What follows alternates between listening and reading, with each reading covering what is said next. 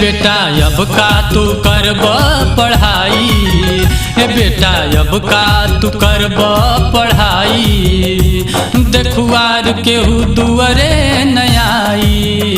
बेटा अब का तू करब पढ़ाई, देखुआर केहू दुआरे न आई। होई गौआ में बहुते खिंचाई, होई गौआ में बहुते खिंचाई, देखुआर केहू दुआरे न आई।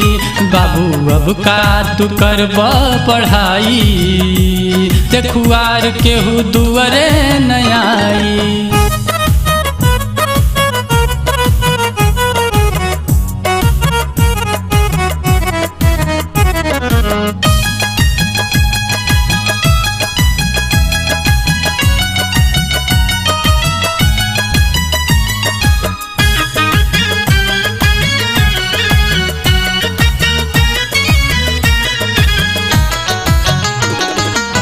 नया नया फैशन के बाटे जमाना, घर के हालत बा एकदम पुराना।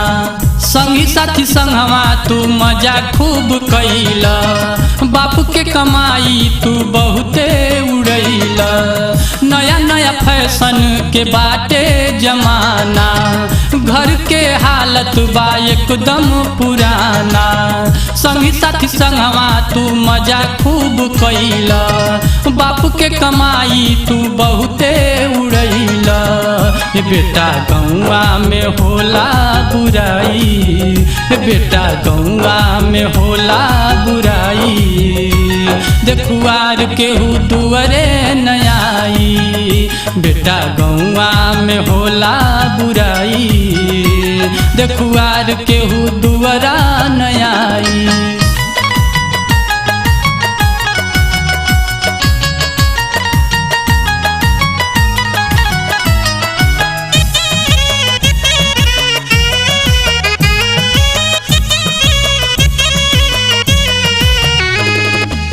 लइकिन के संगवा तू कैल छेड़खानी, होला ये बेटा हमनी के परेशानी।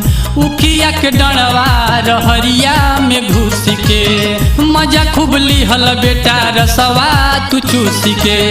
लइकिन के संगवा तू कैल छेड़खानी, होला ये बेटा हमनी के परेशानी। उखिया के डरवा रहरिया में घुस के, मजा खूब लिहल बेटा रसवा तू चूस के।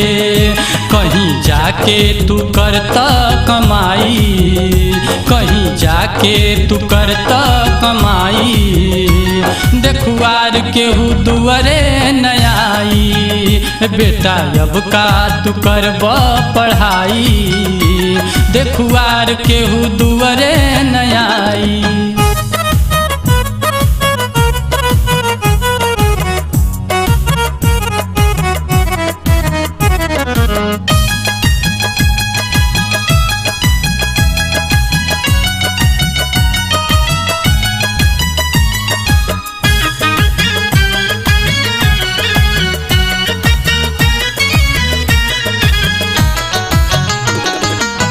ढेर तू गैला ये बेटा स्कूलिया, दिन भर खेलला हो डंडा और गुलिया।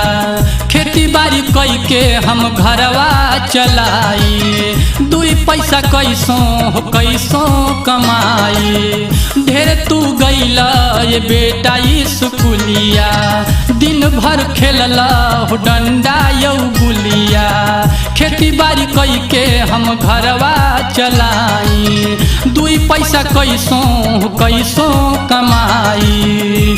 कहें संजय लमन में बिठाई, कहें संजय लमन में बिठाई, देखुआर केहू दुआरा न आई। बेटा अब का तू करब पढ़ाई, देखुआर केहू दुआरे न आई।